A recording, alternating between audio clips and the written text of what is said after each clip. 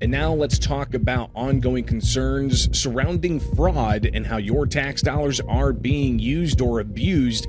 The Republican-led Minnesota House Fraud Prevention and State Oversight Committee adopted a report this week, concluding a 2-year review of alleged fraud across multiple state programs. The report summarized hearings that were held during the 2025-2026 legislative session. And joining us to discuss the report's findings is the Center Square reporter, Elise Apel. Elise, you talked with State Representative Kristen Robbins about this particular report. Give us an overview. Why did they have this report, and what is it ultimately telling taxpayers? Yeah, thanks for having me on, Greg. So this story has been ongoing for a number of years, actually. So the committee was first started in 2025 and officially wrapped up on Wednesday. So on Wednesday, they officially released their majority 84-page oversight report. So the committee, which is led up by Republicans, has spent the last number of months looking into basically all levels of fraud throughout Minnesota state government. They've basically identified what they're calling an unprecedented pattern of fraud in Minnesota. And over the last 2 years, they've interviewed whistleblowers, they've done their own reports, they've talked to, called in different state officials to really be held accountable for all of this fraud that's happening in Minnesota that really has garnered national attention over the last couple months, but has really been an ongoing problem, as the report identified, for decades. Since 2019, they're saying that Walz officials knew that this was happening. So Representative Kristen Robbins, she's a Republican. She was chairing the committee, and we've had lots of conversations with her over the last couple months, but really in this final committee hearing, which was only an hour long, it was basically just to approve this report. She really outlined what they are now calling the anatomy of fraud.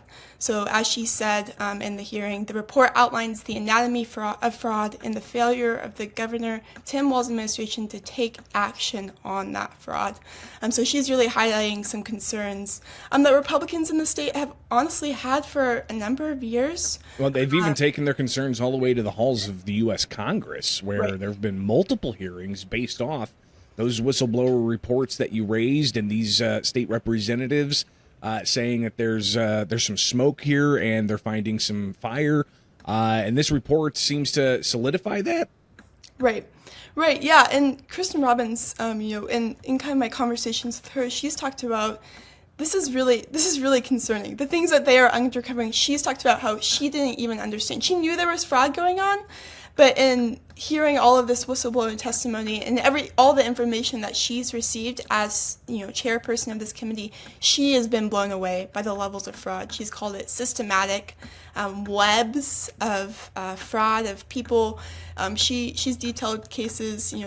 They uncovered cases where people were accused and charged with committing fraud in one sector of welfare or taxpayer-funded programs, and then would just move to a different sector and would open up a program in that sector and do the exact same thing. There were basically no checkpoints to see, are these people criminals that are opening these programs, and just no checkpoints within the system. And she's in your conversation with her, she said that they did review a whole bunch. I think the quote here is, there are many vectors of fraud that we didn't even get to, and that's concerning. So are they done looking at these things, or are there still more rocks to overturn and to help taxpayers find out where their money went? Right, yeah, so that's the really interesting thing about this committee, is it was basically formed just because there's a tie currently in the Minnesota House. So there's a tie between Republicans and Democrats, and kind of as per their power sharing agreement, Republicans were able to get this committee formed. And what Robbins told us is she really does not believe, unless there's some real power change in the state government, unless Republicans take control, she does not see this committee being reformed under Democrat control. And that was something that was actually really interesting, and I wanted to highlight from that last committee hearing, was really Republicans' response to the majority report, which they did not sign off on. And they had the opportunity to do a minority report and actually turned that down. They refused to do a minority report. And Representative Robbins was very disappointed in that. But basically their response to everything the majority report found was just, this is wrong. This is what we've discovered is not correct. And this whole committee has just been an opportunity for Republicans to call out Democrats. And that was kind of their only response to everything that this report uncovered. And just a couple of bullet points that you seem to kind of distill down what the report says. And essentially by 2019, in the Child Care Assistance Program in particular, the Walz administration was aware of significant fraud and failed to act. Do we know how much fraud there was? I mean, we've seen estimates upwards to several $1 billion. Yeah, so kind of conservative estimates are $9 billion.